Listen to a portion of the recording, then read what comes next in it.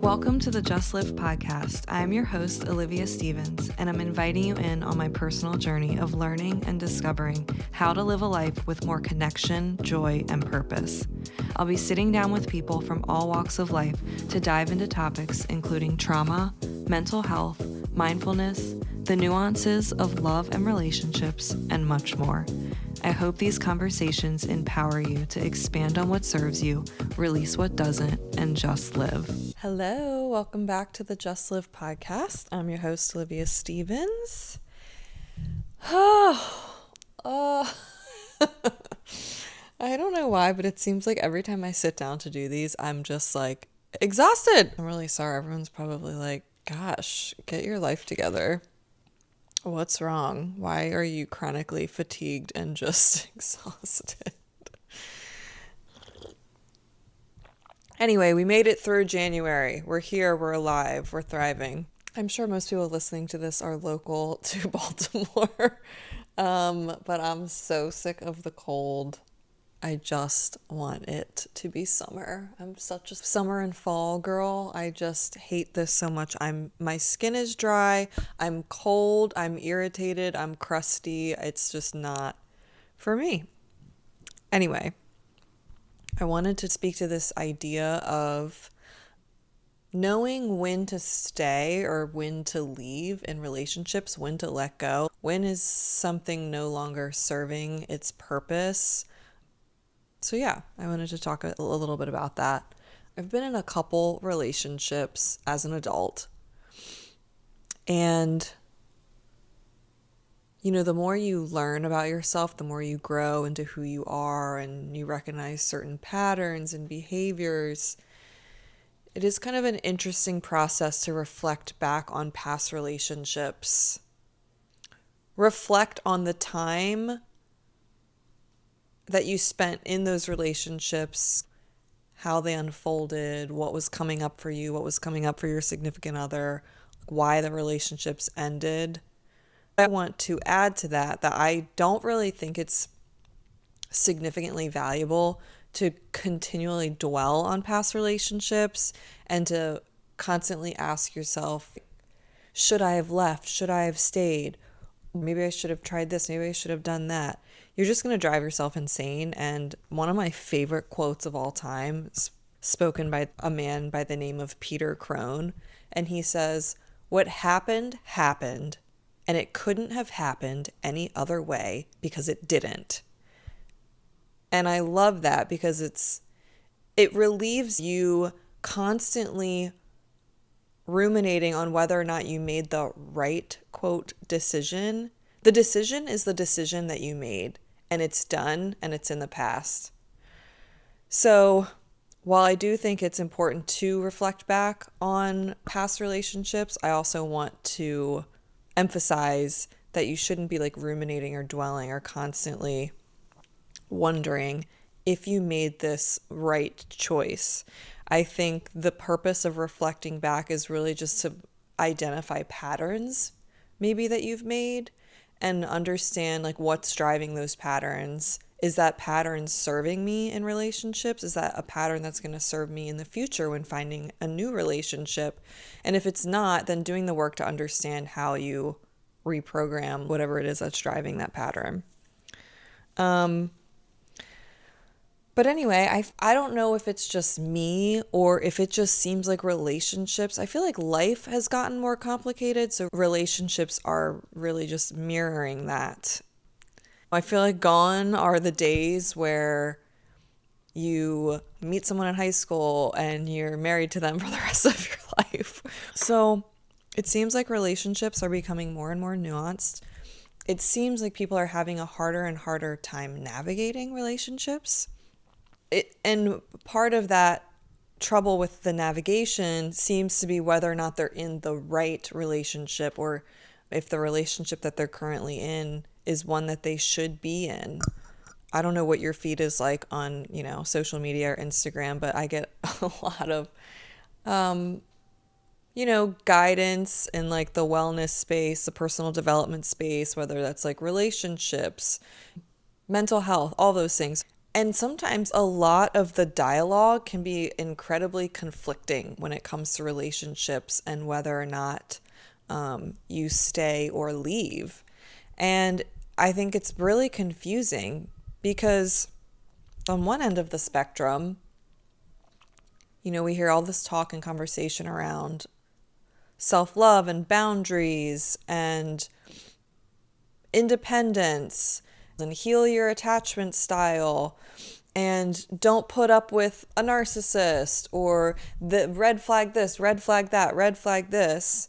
And so it seems like a lot of the messaging out there is life's too short. Don't put up with this. Don't put up with that. And then on the other end of the spectrum, it's relationships take work. You have to work at it. It's not going to be butterflies and rainbows, and there's going to be challenges, and you have to confront them together, and this, that, and the other. And so I'm trying to understand and learn within a relationship what is something that is a challenge that you're meant to work through, or what is a dynamic that is not something you're supposed to work through and something you should step away from. I think for a long time we were modeled relationships where our parents stuck it out, and while sometimes that may seem really noble and something that most of us would want to aspire to, having that long-term partnership, I think it also created a dynamic where people were afraid to speak up, afraid to leave relationships that weren't serving them. And then I feel like on the other end, we see so many people just dropping out and leaving relationships the second something gets hard, the second they're met with some challenges. And I just really want to know, what are these edges that you meet? And at what point is it something that's unhealthy or something that is a healthy challenge that you should strive to work through? To summarize, it's like, is this a hard thing or is this the wrong thing? How do you know when you're having a hard time with your partner, significant other, that this is just a hard thing we have to work through, or this is the wrong thing and we should, separate? I think there's a couple questions that are really helpful. If there's a challenge in your relationship, does the challenge compromise a core value, or does it cross a boundary that's non-negotiable? So was there dishonesty? Was there disrespect? Was there a lack of emotional care or support? If it's just a communication style or a misunderstanding or perhaps some external stressors, then that's probably just a hard thing to work through.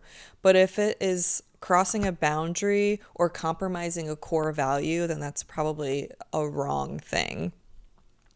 Relationships are a portal, or can be a portal, for a lot of self-growth, a lot of discovery, a lot of evolution.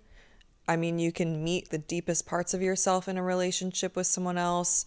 A lot of times people say that the relationships that you find yourself in are ones that you have essentially attracted subconsciously as a means to have a certain need met or have an inner child core wound resolved.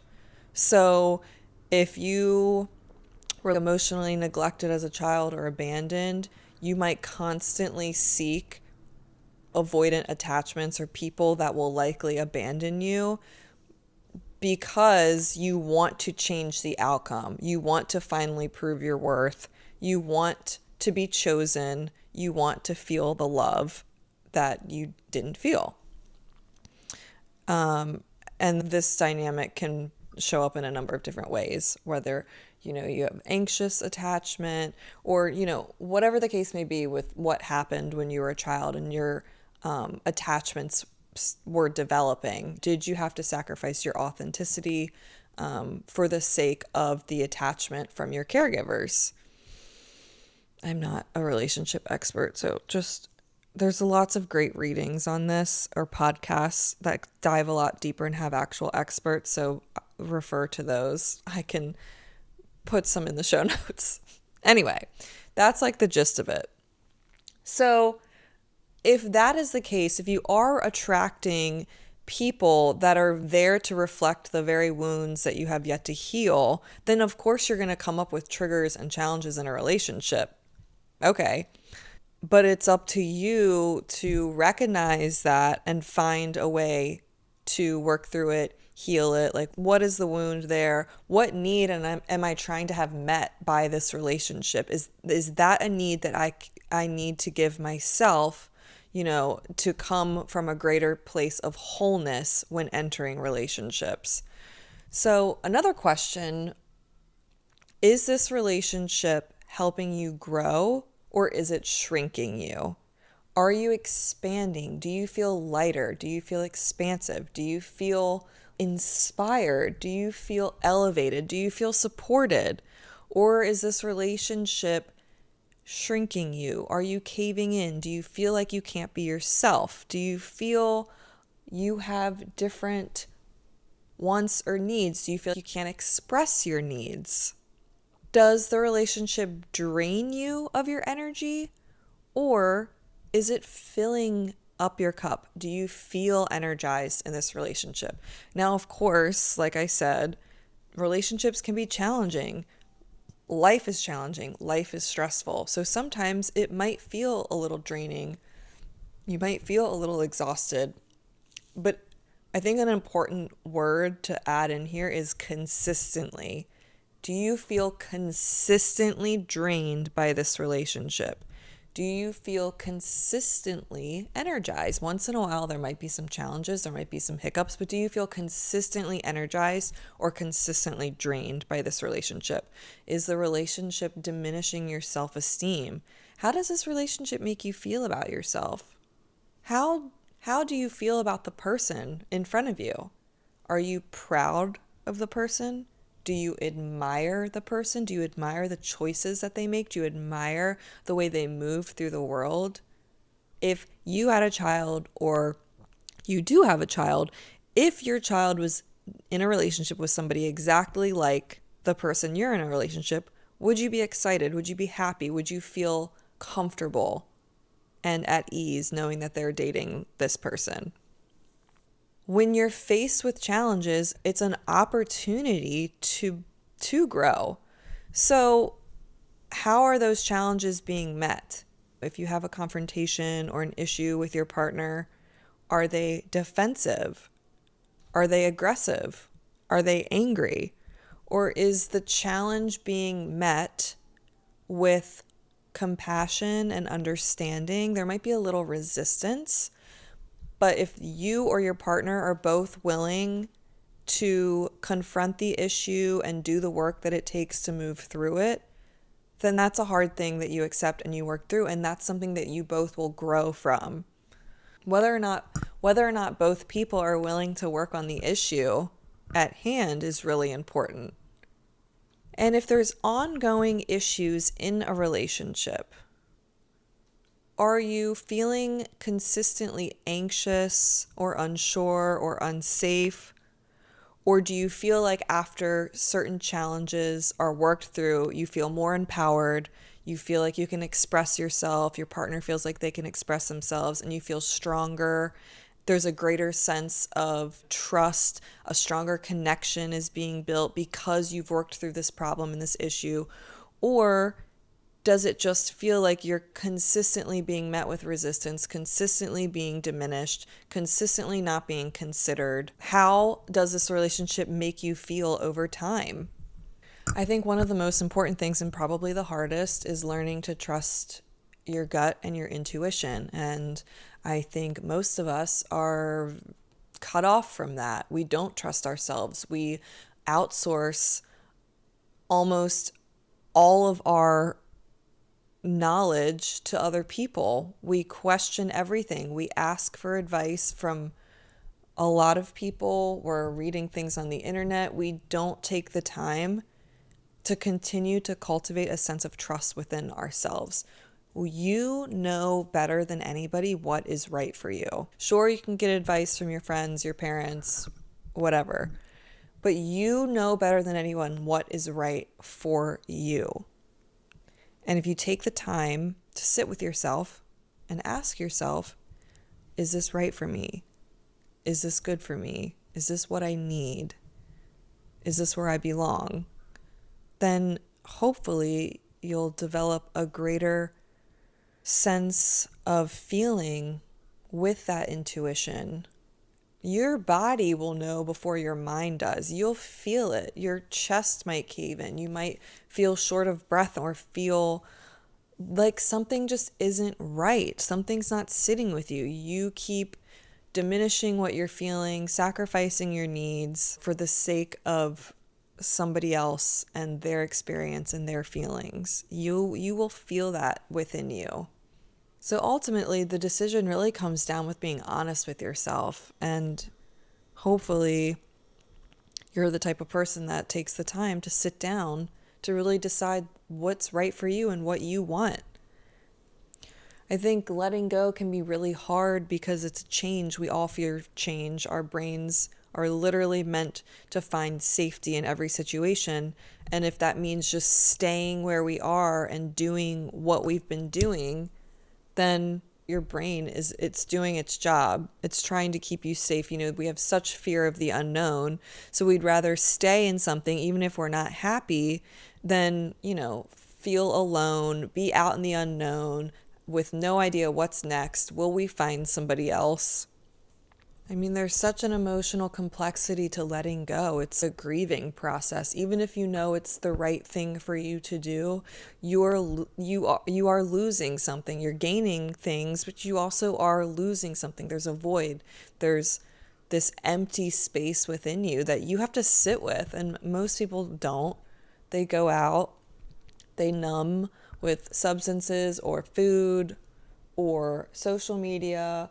They distract. They start dating other people because it was just the wrong person. You really have to sit with what's left and just allow yourself to be uncomfortable and to just feel what it feels like. Find safety within your body. Find safety in the unknown and just sit with it for a little bit and just grieve what you've had to let go of, because you invested time, love, energy, and it's a grieving process.